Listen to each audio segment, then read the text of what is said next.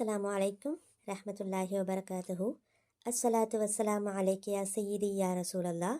ஹுத் பியதி கல்லத் ஹிலதி அத்ரிக்னி முராதி யா ஷஃபி அல் முத்னிபீன் யா சய்யிதி யா ரசூலல்லா.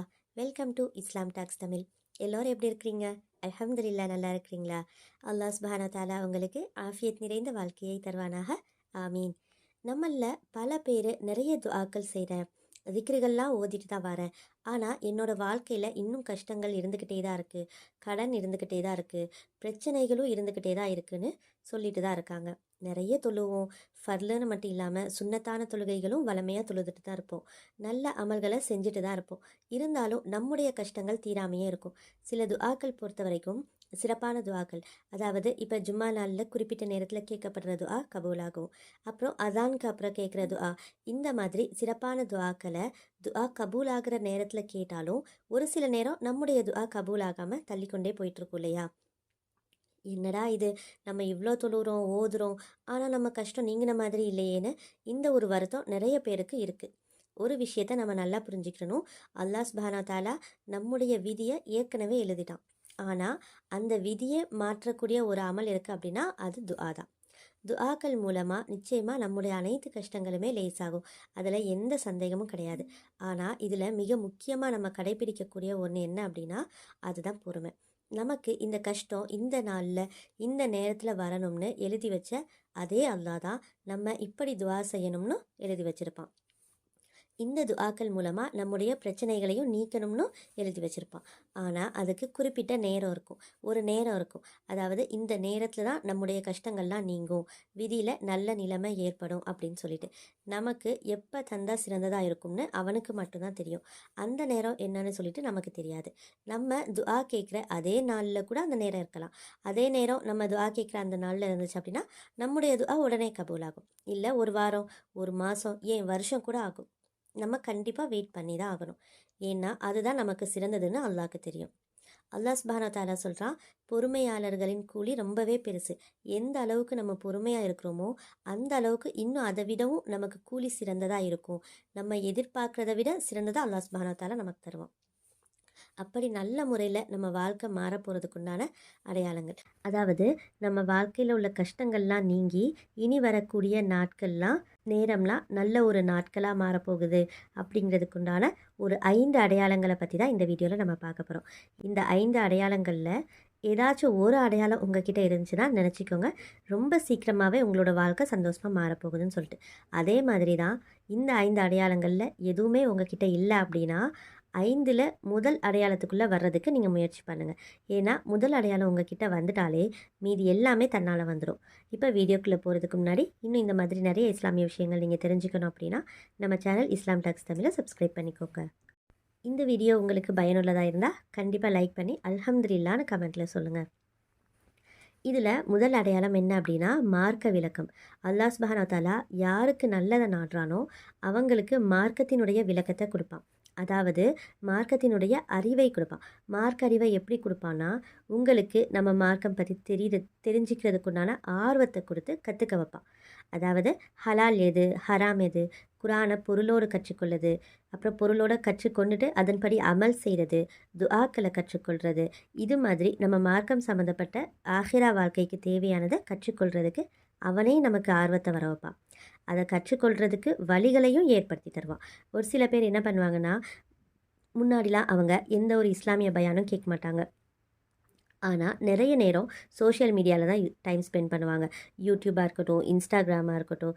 ஆனால் இடையில இந்த மாதிரி அவங்க ரீல்ஸோ இல்லை ஷார்ட்ஸோ பார்த்துட்டு இருக்கும்போது இடையில ஒரு பயான் வந்தாலோ இல்லை குரானுடைய வசனங்கள் ஓதி காண்பிக்கப்பட்டாலோ ஹதீஸ்கள் எதுவும் வந்தாலோ அதை கண்டுக்காமல் என்ன பண்ணிடுவாங்கன்னா ஸ்க்ரோல் பண்ணிடுவாங்க. ஆனால் அவங்க இப்போ எப்படி இருப்பாங்க அப்படின்னா பயான்களையாக தேடி தேடி கேட்பாங்க. அல்லாஹோட நெருங்குறதுக்கு நிறைய ஆர்வம் காட்டுவாங்க. இந்த ஆர்வம் அல்லாஹ் சுப்ஹானஹு வ தஆலா அவங்களுக்கு கொடுக்குறது. இந்த முதல் அடையாளமே அல்லாஹ் சுப்ஹானஹு வ தஆலா உங்களோட வாழ்க்கையை மாற்றுறதுக்கு முதல் அடையாளம், அதாவது முதல் காரணம். ஏன்னா நமக்குள்ளேயே ஷைத்தான் இருக்கான். நம்மளை அல்லாஹ் கிட்டே இருந்து தடுக்கிறதுக்கு தான் ஷைத்தானுடைய முதல் வேலையே. அப்படி நம்மளை அதையும் மீறி அல்லாஹ் சுப்ஹானஹு வ தஆலா மார்க்கத்தில் சிறந்து விளங்க வைக்கிறான்னா அல்லாஹ் கூடிய சீக்கிரமே உங்கள் வாழ்க்கையில் சந்தோஷத்தை தரப்போகிறான்னு நினச்சிக்கோங்க. அடுத்து நம்மளோட விதி நல்ல முறையில் மாற போகிறதுக்குண்டான 2வது அடையாளம் என்ன அப்படின்னா ஃபஜர் தொழுகை. ஃபஜ்ரை கரெக்டாக அந்த நேரத்தில் தொழுகிறது. ஃபஜர் தொழுகையை பொறுத்த வரைக்கும் ஒரு சீக்ரெட் சொல்லவா? நம்ம என்ன தெரியுமா நினச்சிட்ருக்கோம், நம்ம தான் ஃபஜர் தொழுகலை, பரவாயில்ல நாளைக்கு தொழுதுக்கலாம், அதனால் என்ன அப்படின்னு சொல்லிட்டு பல பேர் நினச்சிட்டு இருக்கீங்க. ரொம்ப ஈஸியாக ஃபஜரை மிஸ் பண்ணிட்டு இருக்கீங்க. ஆனால் அதுதான் கிடையாது. ஃபஜர் தொழுகிறது நீங்கள் ஆப்ஷன் வைக்கல, அல்லாஹ் தேர்ந்தெடுக்கிறான். அவன் யாரை சூஸ் பண்ணுறானோ அவங்க மட்டும் தான் தொழுவாங்க. அப்போ ஒரு நாள் நீங்கள் ஃபஜ்ரை மிஸ் பண்ணீங்கன்னா கண்டிப்பாக அல்லாஹ் கிட்ட அழுது கேளுங்க. ஏன் அல்லாஹ் என்னை நீ சூஸ் பண்ணலை, எதுவும் தப்பு பண்ணிட்டு தான் மன்னிச்சிரு, ஆனால் ஃபஜ்ருக்கு என்னை சூஸ் பண்ணாமல் இருந்துராத அப்படின்னு சொல்லிட்டு கண்டிப்பாக அல்லாஹ் கிட்ட நீங்கள் கேட்கணும். அல்லாஹ் சூஸ் பண்ணலை அப்படின்னா அது அவன் நமக்கு கொடுக்குற பெரிய தண்டனை. இது ஷெய்தானோட சதி. ஷெய்தான் நம்மளை நல்லா தூங்க வச்சிடுவான். எங்கே நம்ம எந்திரிச்சு ஃபஜர் தொழுதா முன்னேறிடுவோமோ அப்படின்னு சொல்லிட்டு. யார் ஃபஜர் தொழுவையை கரெக்ட் டைமில் எந்திரிச்சு தொழுறாங்களோ அவங்க அன்றைய நாள் முழுவதுமே அல்லாஹ்வினுடைய பாதுகாப்பில் இருப்பாங்க. யோசிச்சு பாருங்கள், நம்ம ஒரு நாளும் அல்லாஹுடைய பாதுகாப்புலேயே இருக்கோம் அப்படின்னா எந்த ஒரு கஷ்டமும் நம்மளை அணுகாது, முசீபத்துகள் அணுகாது. அன்றைய நாள் முழுவதுமே நம்ம சந்தோஷமாக இருப்போம். இதே நாள் தினமும் நமக்கு கிடைச்சா நம்ம வேண்டாம்னு சொல்லுவோமா? அதுக்கு தான் நம்ம என்ன பண்ணணும், ஃபஜர் தொழுகணும். இதுதான் 2வது அடையாளம். இது உங்ககிட்ட இல்லை அப்படின்னா இன்ஷா அல்லாஹ் நாளையிலேருந்து ஸ்டார்ட் பண்ணிடுங்க. கண்டிப்பாக எந்திரிச்சு தொழுதுருங்க. இது மூலமாக உங்களோட பல கஷ்டங்கள் தீரும், பல சோதனைகளுக்கு விடை கிடைக்கும். இதுக்கு மேலே டிலே பண்ணாதீங்க. அடுத்து 3வது அடையாளம் என்ன அப்படின்னா, சோதனைகளில் பொறுமை காக்கிறது. இது ரொம்ப பெரிய விஷயம். ஏன்னா நம்ம நல்ல நிலைமையில இருக்கும்போது அல்லாஹ்வை தொழுவோம். நான் கேட்ட உடனே அல்லாஹ் தந்துட்டான், என் துஆவ கபூல் ஆகிட்டு அப்படின்னு சந்தோஷப்படுவோம். ஆனால் அதுவே நமக்கு ஏதோ ஒரு கஷ்டம் வந்து கஷ்டத்துலேயே இருக்கிற காலத்தில் நம்ம அல்லாஹ் கிட்ட துஆ கேட்டு கபூல் ஆகலை அப்படின்னா நிறைய பேர் ரொம்ப சீக்கிரமாக விரக்தி அடைஞ்சிருவாங்க.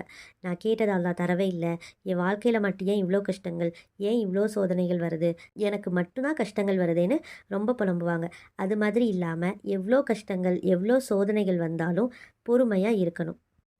இந்த பொறுமை ரொம்பவே முக்கியம். ஏன்னா பொறுமையாளர்களோட தான் அல்லாஹ் சுப்ஹானஹு வ தஆலா இருக்கிறான். எந்த அளவுக்கு நம்ம பொறுமையாக இருக்கிறோமோ அதை விட பல மடங்கு கூலி அதிகமாக நமக்கு கிடைக்கும். ஏன்னா அல்லாஹ் சுப்ஹானஹு வ தஆலா சொல்கிறான், பொறுமையாளர்களின் கூலி மிக சிறந்தது, அவர்கள் கணக்கில் அடங்காத கூலியை, அவங்க எண்ணி கூட பார்க்க முடியாத அளவுக்கு கூலியை நான் அவங்களுக்கு கொடுப்பேன், அதாவது பொறுமையாளர்களுக்கு கொடுப்பேன் அப்படின்னு அல்லாஹ் சுப்ஹானஹு வ தஆலா சொல்கிறான். அல்லாஹ் இந்த பொறுமையை பற்றி குரானில் பல இடங்களில் சொல்லியிருக்கான். பொறுமையாளர்களோட தான் நான் இருக்கிறேன், பொறுமையாளர்களுக்கு கூலி இப்படி அப்படின்னு சொல்லிட்டு நிறைய சொல்லியிருக்கான். சில பேர் என்ன பண்ணுறாங்கன்னா, நான் பொறுமையாக இருக்கேன், நான் பொறுமையாக இருக்கேன்னு சொல்லுவாங்க. ஆனால் அல்லாஹ் சுப்ஹானஹு வ தஆலா ஒரு கஷ்டத்தை கொடுக்குறான்னா அந்த கஷ்டத்தோட ஆரம்ப ஸ்டேஜ்லேயே பொறுமையாக இருக்கணும். இவங்க என்ன பண்ணுவாங்கன்னா, அந்த கஷ்டம் ஆரம்ப டைமில் நல்லா அழுது புலம்பிட்டு கடைசியில் நான் பொறுமையாக இருக்கேன் அப்படின்னு சொல்லிட்டு இருப்பாங்க. ஒரு சோதனையோட ஆரம்ப கட்டத்தில் பொறுமையாக இருப்பது தான் பொறுமையோட முதல் கட்டம். அதனால் உங்களுக்கு சோதனைகள் வந்தால் முதல்ல நீங்கள் கடைப்பிடிக்க வேண்டியது தான் பொறுமை. ஏன்னா இது அல்லாஹ் கொடுத்தது. அல்லாஹ்வை மீறி நமக்கு ஒன்றுமே வரப்போகிறதில்ல. அல்லாஹ் எனக்கு கொடுத்ததை அவனே நீக்குவான்னு பொறுமையாக இருக்கணும். அந்த நேரத்தில் இன்னும் அதிகமாக நம்ம அல்லாஹ்வை நினைவு கூறணும். அதிகமாக துஆ பண்ணுறது, திக்ருகளில் ஈடுபடுறது, குர்ஆன் ஓதுறதுன்னு அதிகமாக நம்ம ஈடுபடணும். அப்படி நம்ம ஈடுபடுறதால நம்மளோட கஷ்டங்கள் முசீபத்துகள் எல்லாமே அல்லாஹ் சுப்ஹானஹு வ தஆலா கூடிய சீக்கிரமே நீக்கிடுவான். அதனால் கவலைப்படாதீங்க. அல்லாஹ் சுப்ஹானஹு வ தஆலா அவனுக்கு பிடித்தவர்களை தான் சோதிப்பான். யாருக்கு நலவை அதிகமாக நாடுகிறானோ அவர்களுக்கு தான் சோதனைகளுமே அதிகமாக இருக்கும். அதனால் சோதனையின் போது இந்த ஒன்றை மட்டும் நீங்கள் நினைவு வச்சுக்கோங்க, அல்லாஹ்விற்கு விருப்பமானவராக நான் இருக்கிறேன், அதனால் நிச்சயம் இந்த சோதனை என்னை விட்டு நீங்கும் அப்படின்னு மனசார நினச்சிக்கோங்க. இந்த அடையாளம் உங்ககிட்ட இருந்தால் இன்ஷா அல்லாஹ் சீக்கிரமே உங்கள் விதி நல்ல முறையில் மாறப்போகுதுன்னு அர்த்தம். அடுத்து 4வது அடையாளம் என்ன அப்படின்னா, செலவீனங்களில் குறைவு ஏற்படுறது. அதாவது வீண் செலவுகள் உங்களுக்கு வராது. தேவையற்ற வீண் செலவுகள், மருத்துவ செலவுகள் இது எல்லாமே உங்களுக்கு படிப்படியாக குறைய ஆரம்பிக்கும். நீங்களே நல்லா யோசிச்சு பாருங்களேன். முதல்ல உங்களுக்கு எவ்வளோ பணம் வந்தாலும் பத்தாத மாதிரியே இருக்கும்.